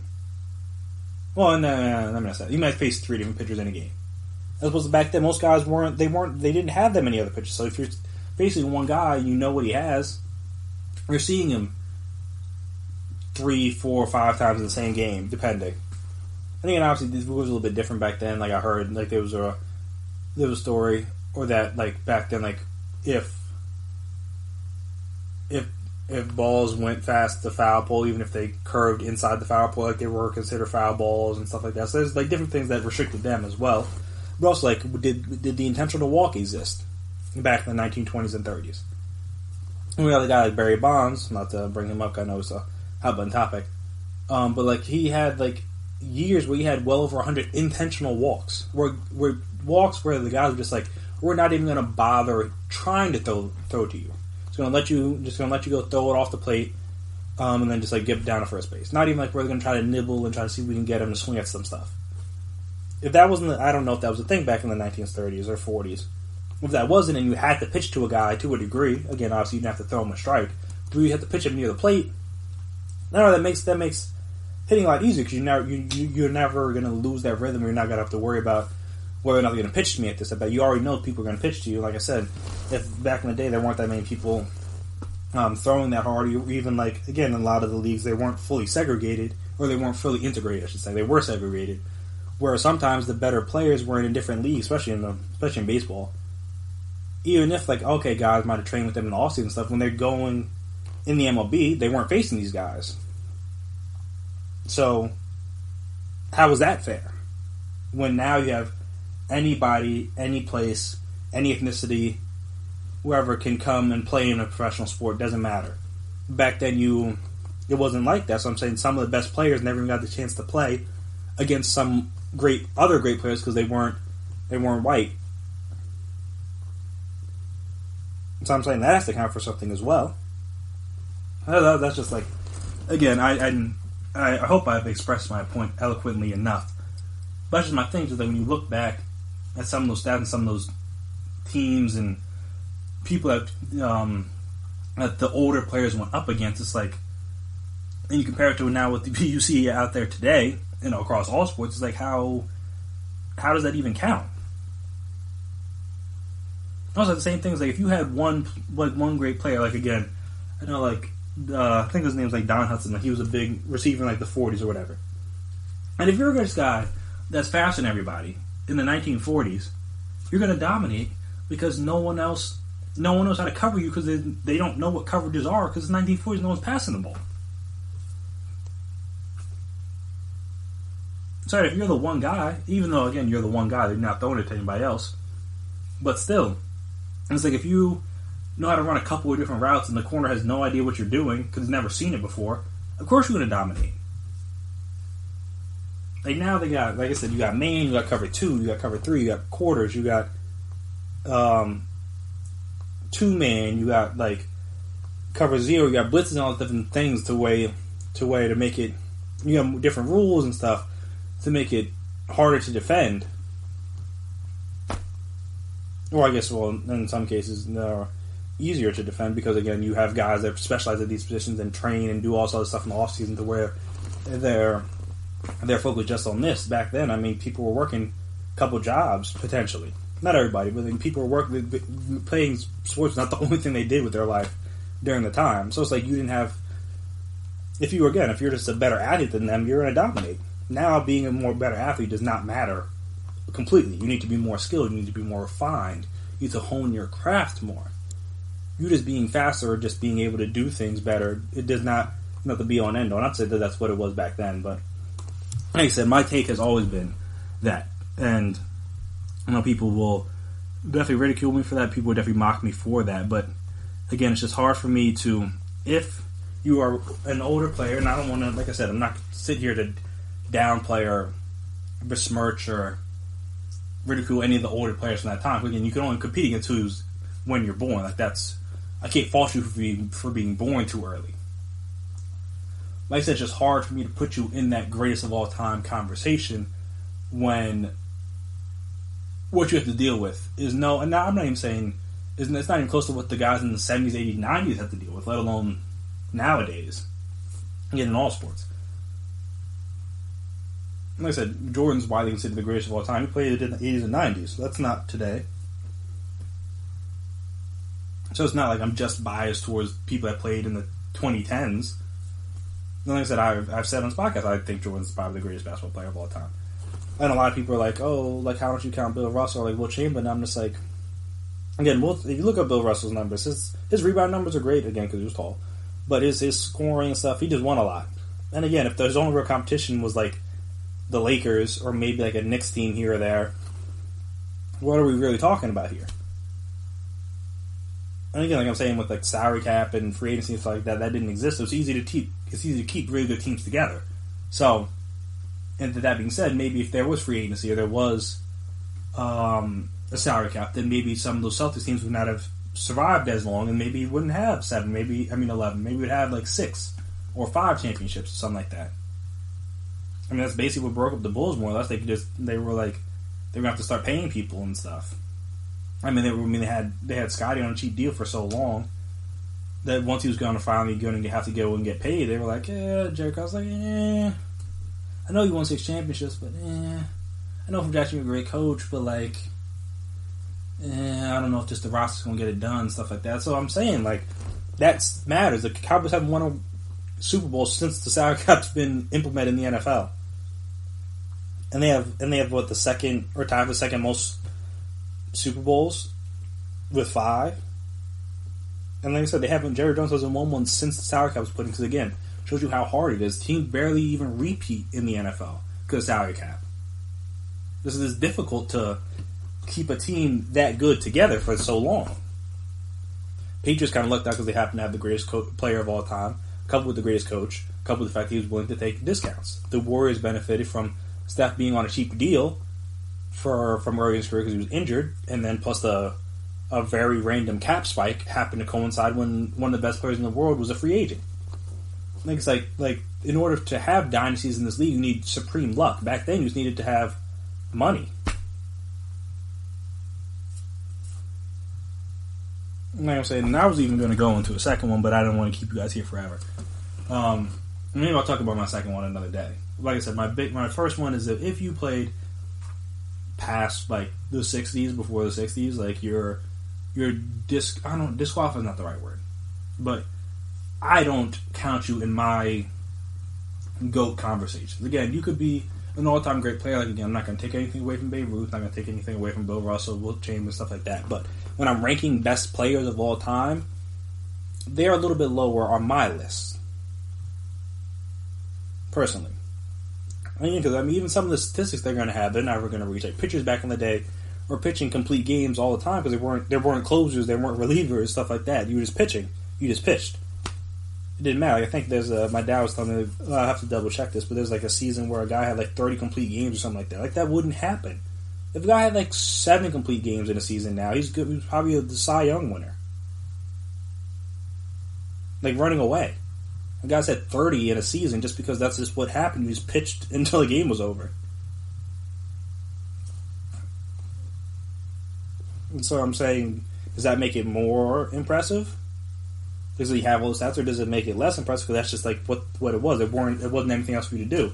And again, you're not throwing all these different types of off-speed pitches. You're not throwing as hard. It's not as much strain on your shoulder or your elbow, stuff like that. It's like I said, I could go on forever. I kind of want to cut this off here, just so I don't, like I said, so I don't go on forever. But that's just my 2 cents. People will feel differently and stuff like that. But again, I just personally believe if you're highest in black and white, you're kind of unfortunately left out of the GOAT conversation for me. You can still be an all-time great player. I'm not going to take away any of your accolades because you still can accumulated them. But just like when I'm discussing the best players in the history of that sport, you're going to be on. It's going to take me a couple more players to get to you than like maybe it will for other people. But that's just, again, that's my 2 cents. Not everybody has to agree with me, and I don't think everybody will. That's just me personally. But yeah, so after this next break, we're going to come back, and obviously we know today was the last day of the Last Chance doc, and they also kind of previewed a couple of new 30 for 30s they're doing with Lance Armstrong, the Sammy Sosa, and Mark McGwire home run race, and I think the Bruce Lee one. So it kind of got me thinking of what other 30 for 30s that haven't been done yet, I don't believe, because they've done a lot. So if I'm repeating anyone, please let me know. But just what ones haven't been done that I would like to see. Which 30 for 30s haven't been done yet that I like to see. I want to make sure I said that clearly for you guys. So we will discuss that right after this break. So stay right there. Check out the show built around the women of MMA. From the UFC, Invicta FC, Bellator, and One Championship. We got the fights covered. It's the Golden State Media Concepts Women's MMA Podcast. The latest news of upcoming fights, discussions of previous matches. Join us as we talk to and about the biggest names in women's mixed martial arts. Past, present, and future. When it's the women's fight game, you know where to listen to. The Golden State Media Concepts Women's MMA Podcast.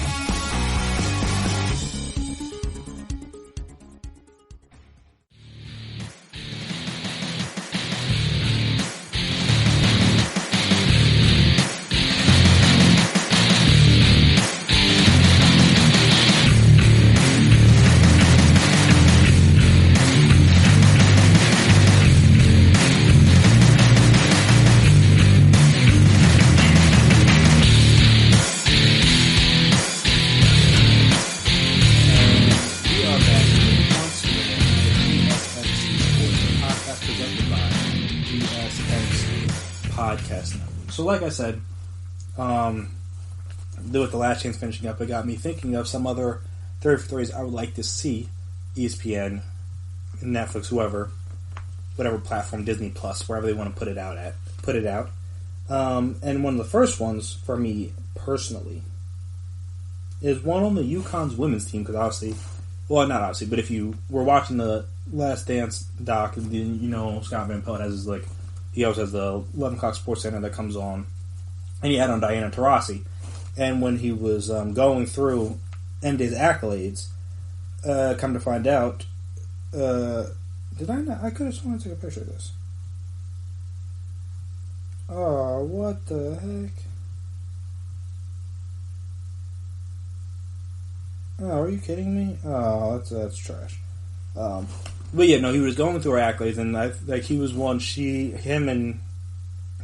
Her and Jordan were like one of two people to ever have the longest accolades. Like I'm talking about AP Player of the Year, college championship, MVP, Rookie of the Years, all NBA teams or all WNBA teams 10 times, multiple championships, stuff like that. Her list of accolades, if you go through it, is nuts. Probably the GOAT NBA player. Or, at least up there. Her, Lindsay, Lisa Leslie, Candace Parker, Cheryl Strus to make a catching. There's a few others that are in contention, but Diana Taurasi has got to be on the short list of one of the greatest women's basketball players ever. One of the greatest just basketball players, point blank, period, ever. Regardless of gender. Yeah, her time at UConn, where they won 3 straight, I think, while she was there with Sue Bird, at least for 1 or 2 of them. I don't know if she was there for all 3. Then you got, like I said, you got the Maya Moore years, you got the Breonna Stewart years, you have, Gino Auriemma overseeing all those years. Just, one of the greatest ones in athletics, just in terms of their pure dominance. Every time they lose a great player to the WNBA draft, they just replace them with another one like that, it's nothing. Like I said, the list of WNBA great players that have come out of UConn is absurd. So I would love to get one on them, just understanding that level of dominance. It's it's kind of like Alabama football, just being that good and that much better than everybody for such a long period of time is unheard of, really. So good to hear about them and just remind everybody just how great these women's sports are. I guess not a lot of people respect them for whatever reason. But again, when you see the level of dominance for almost 2 decades now that UConn has had, it's, like I said, it's crazy to think about and to imagine. So that'd be one I'd be interested in seeing. Again, not everybody's going to be interested in seeing that. As we talked about on one of the, I think it was one of the last episodes, one of the episodes that came out last week, talking about potential 10-part docs that could follow up the Michael Jordan doc. And like I said, I want one on Tiger. I want a 30 on Tiger. And though his career's not done, so wait till his career's a little bit over. And I think it's probably why the UConn women's one hasn't happened yet, because again, the Gino Auriemma is still at UConn. Whenever he leaves or steps down or retires or whatever happens with him, then I think they'll probably get something in the works. Even though they probably already have something in the works, they just need to, again, just fine tune and finish it off, because obviously you don't know how their tenure is going to end. Though again, it's starting to look a little shaky the past couple of years because they haven't been winning all the championships that they used to. But yeah, so Tiger's another one. Just again, the rise, the dominance, the fall, the rise back up again. A good rise and fall story is great. I know that's probably another reason why the UConn women's team hasn't really had that story yet, because again, they were just so great for so long, and no one wants to, unless you're Jordan. And even then, he had his issues, he had his bumps in the road, he had his ups and downs. That, again, no one wants to just see anything where everyone's just great the whole time. You want to see a story with peaks and valleys, just because it makes it more entertaining. If you're just at this peak level the entire time of the story, just what's the intrigue, what's the entertainment, what's the suspense, stuff like that. What are we discussing? And it's I can understand that, but now that UConn's had some down, not down as if they've been bad, but just down in terms of they haven't been winning every championship. All right, now we may be able to start talking or be able to start having this conversation. So, like I said, same thing with Tiger. That's why it'd be a very compelling story, because again, which this is actually I will discuss, even though him and Serena may not count because of the whole individual sports thing. But you could argue he was the most dominant at his sport that any person's ever been at their one sport. I know people are talking about that with Jordan and stuff. I'm saying you look at him, you look at Serena, you look at Wayne Gretzky. There's a couple other players that were so far better than their peers at their peaks, and Tiger was actually one of them. He was dominating. You put that red shirt on Sundays, you knew it was probably a wrap for you. You knew all right, yeah, now hopefully I win, but it's probably not going to happen for me. But you never know. Maybe Tiger has a bad game or bad round, I should say. But that's what I'm saying. Just because of everything that's happened with him, even some of the not associating with like his black side and being more associated with his mixed side. That's another compelling argument too. Compelling angle of the doc, just like again the whole Jordan thing with the Republicans buy sneakers too. That's hearing him talk about that is cool. Just again, I like to hear. Not that again you can't have documentaries with people that are past, but it's always better to hear them story from their perspective. Again, I don't think the Jordan doc has that same. I guess I should say the Jordan doc isn't as good and isn't as or isn't going to be as acclaimed as it will end up being, and isn't as revered as it was or is, I should say, because of the fact that if Jordan wasn't in it, if Jordan wasn't involved, and it's just about that last season, and you had to mix things in without his input, I think it loses a little bit of his luster, because some of the best moments were things that he himself was doing, not some of the things other people were doing. No, again, it's not about them; it's about him. I mean, having that input on it makes it great, in my opinion, when it comes to these kind of docs. That's why, even though a Kobe doc or a Kobe Shaq doc would be kind of cool if it's just all Shaq's perspective, or just all Phil Jackson or Paul Gasol or Ron Artest or Metta World Peace, whatever he's going by these days, or Derek Fisher or like Rick Fox, or even like a Lamar Odom type. I would actually maybe I would watch a Lamar Odom doc too. His life story has been nuts. I'd be like a Kobe doc with him now passed, doesn't really do the same thing for me. Again, you want to hear a lot of these things from his perspective, just because, again, the way he saw the game of basketball, and just like his mind as a whole, would provide it for some great context and content and moments and speeches and like things like that. And like, again, we're not gonna get any of that if they do a doc on Kobe. So it's just like it's hard to have. So wouldn't want that one. Like I talked about, I would want a Serena one too. So getting all the things that she's had to do with in her life and her ups and downs, her off the court stuff, the way that she's kind of been shunned by the tennis community to a degree, the way she's always judged for her appearance or how loud she yells when she hits the ball. Different things that she's had to deal with throughout her career, even still while being arguably the best player ever at that sport, men or women's. It's the fact that she hasn't really been completely accepted into that like fraternity, if you will, is still kind of nuts. So, like I said, would want to have a doc on her. A couple other ones. Those are obviously some of the bigger ones. A couple other ones I would love to have. Because eventually they're going to have to do one on the Astros, on this whole cheating scandal. Whenever this finishes, so this is down the line. I'll have to have one on the Astros. Kind of like a deeper dive into how this worked, because obviously we have the story, and Manfred came out and said what he said, but I imagine people will be more interested in talking once all this is passed and they're all like retired and stuff, where they can't really get in trouble for it. Even though in fairness they're barely in trouble for it now. But I'd love to hear that one on that. Honestly, I think they're probably going to end up doing one on like the breaking up of the slow breaking up the OKC Thunder. I guess again you have to see how this post-Russ era goes, but then just starting from them drafting KD, Russ, Harden, Serge back to back years, getting the team from Seattle to Oklahoma City, and then from there having great success, just never culminating in championship. And then each member of that big three slowly leaving the team, like obviously Harden, then KD, then Russ. It'd just be interesting to hear them talk about it. I know they've discussed it a little bit here and there. I would just like to hear and kind of just understand like what went wrong more so. Because again, you're not going to just go back and because they didn't win a championship, and like I said, the Bills Bills third that they did was compelling because you're trying to understand like how did this happen? Like how do you get back to 4 Super Bowls and not win one of them? And like I said, everyone likes a good like failure and like rise up again story.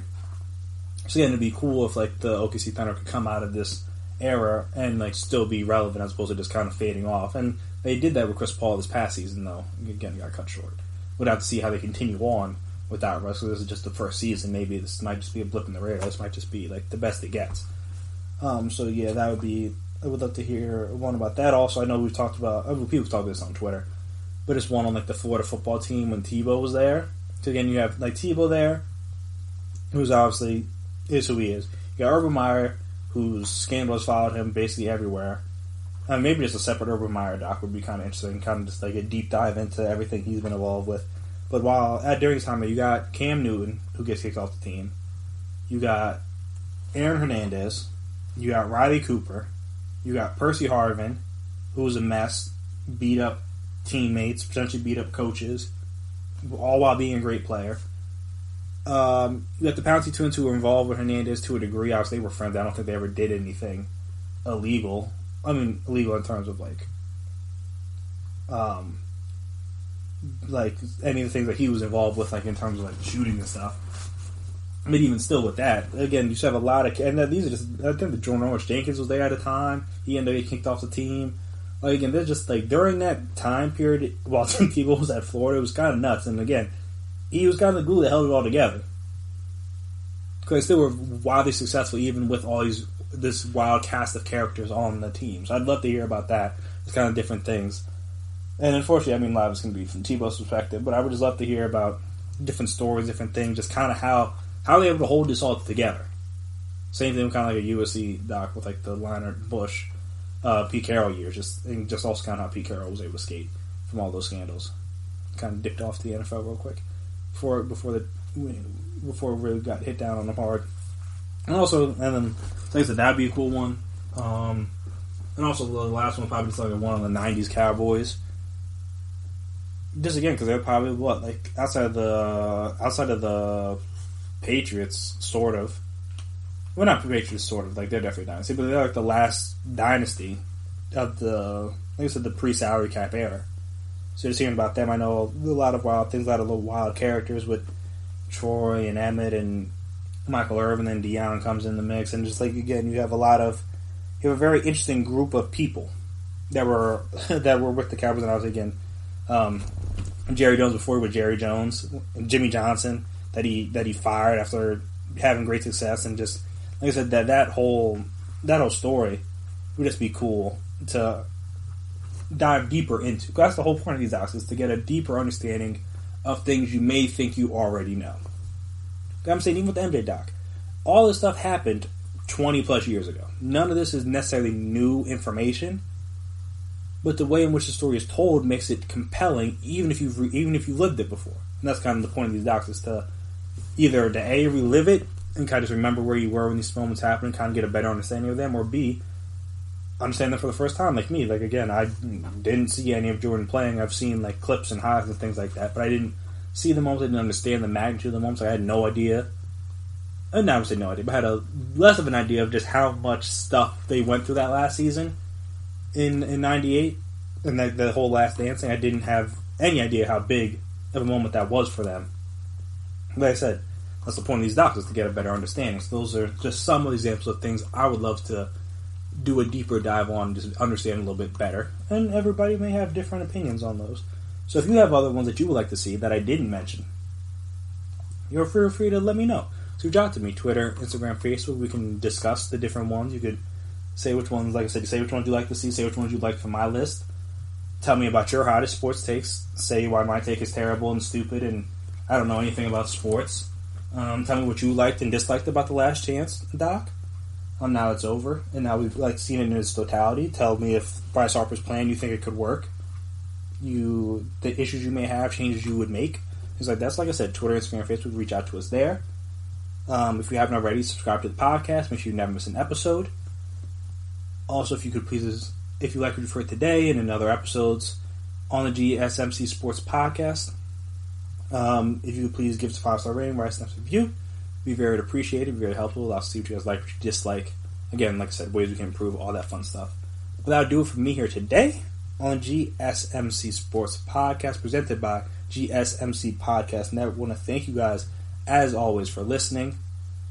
Especially because I know I usually go a little long with these. So, again, appreciate you guys tuning in multiple times a week to, again, just listen to us talk about sports. That's all we are at the end of the day. We're all just a bunch of sports fans. So, again, like I said, thank you for choosing us for your quarantine enjoyment. But yeah, I've been Chris Blades. This has been my time. And until next time, peace out. You've been listening to the Golden State Media Concepts Sports Podcast, part of the Golden State Media Concepts Podcast Network. You can find this show and others like it at www.gsmcpodcast.com. Download our podcast on iTunes, Stitcher, SoundCloud, and Google Play. Just type in GSMC to find all the shows from the Golden State Media Concepts Podcast Network, from movies to music, from sports to entertainment, and even weird news. You can also follow us on Twitter and on Facebook. Thank you, and we hope you have enjoyed today's program.